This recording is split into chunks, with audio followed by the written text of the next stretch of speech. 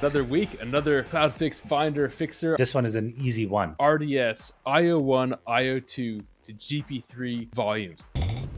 What I really like about this Finder fixer is building on existing expertise. You have a Finder that goes and finds all the instances where you can switch to a much more cost-effective option. We'll look at CloudWatch metrics, we'll look at the performance of the drive.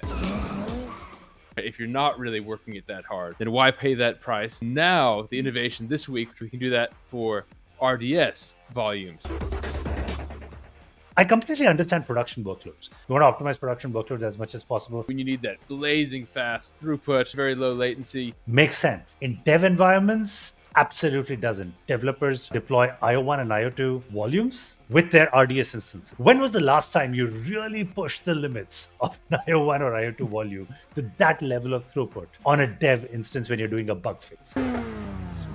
I don't see that happening. About the difference between sub-millisecond and about a millisecond, right? The equivalent of a Ferrari versus a minivan. What's the retail on one of those? More than you can afford, pal. Ferrari.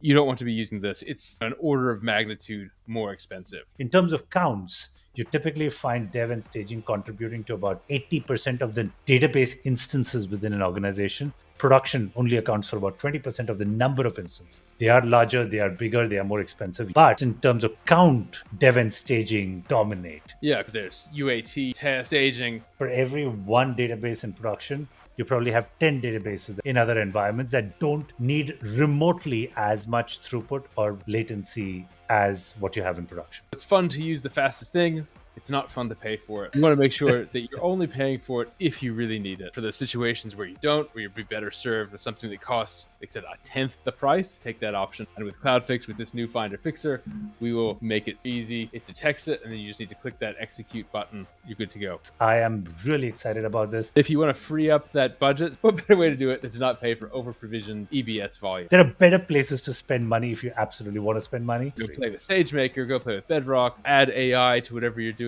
That's a really fun use of that funds. If you're running out of ideas, join our other live stream where we talk about AI ideas that we've been implementing with Bedrock and other tools. We have a lot of amazing stuff planned out for the next few weeks, so stay tuned.